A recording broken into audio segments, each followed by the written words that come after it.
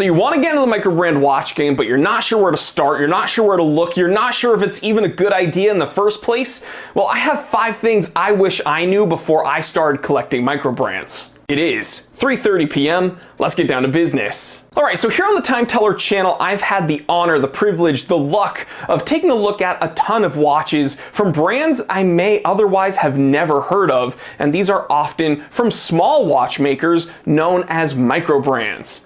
So these microbrand watchmakers are not only independent watchmakers, they're independent watchmakers on often a smaller scale. So they don't have the backing of large big box brands, and they often do not produce watches in very high numbers. Which brings me to the first point when we're talking about things I wish I knew before buying a microbrand watch, and that's that limited edition doesn't mean all right, they're a microbrand, okay? They don't have the resources to produce on a large scale, so by definition, they're all limited edition. But you know what? Whenever you go on a microbrand's website or product listing, you always see that it's like, oh, numbered from this to this, or limited edition from this to this. And the truth is, it's like, it's all a marketing ploy, right?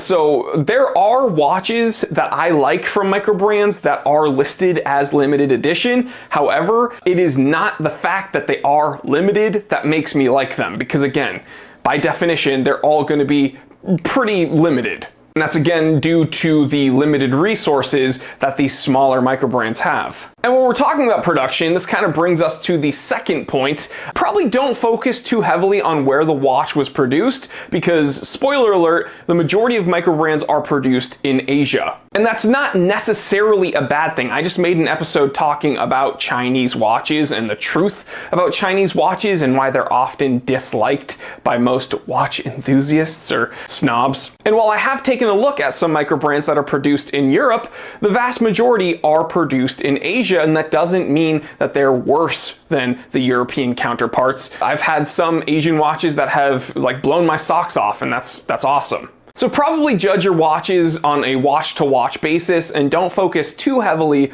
on the country that they come from. The third thing I wish I knew when it comes to collecting microbrands is resale value isn't really going to be a thing.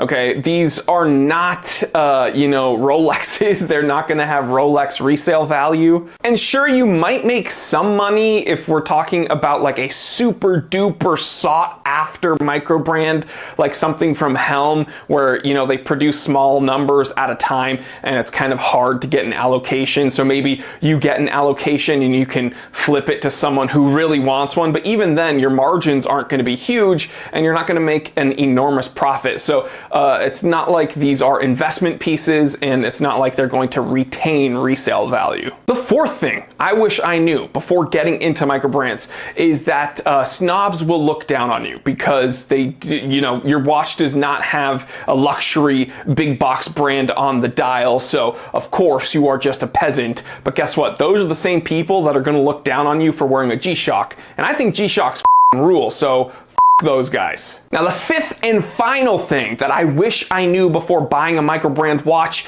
is that the amount of watch you get for the money can absolutely exceed that of a big box watchmaker, but you still gotta know where to look. You still gotta do your research because there's a lot of rubbish out there, both from the big box brands and the micro brands. So anyone that tells you, oh, micro brands are way better than, your big brands like Seiko or Rolex, they're speaking far too generally, and I just wouldn't trust them. Because the truth is, there's a lot of big watchmakers that produce rubbish, and there's a lot of microbrands that also produce rubbish. So I urge you to do your own research, look at the forums and see what people are writing about these microbrand watches, maybe watch some YouTube reviews from some people that you trust, and try to find one that you like, that is interesting to you, that's well made, and in your budget.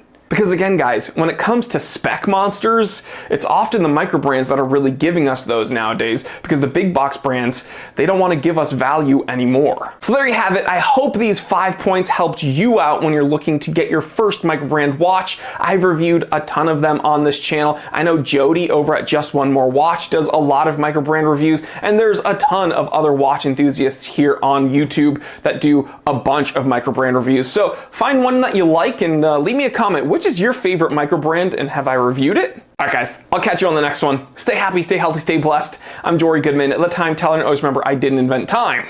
I just tell it.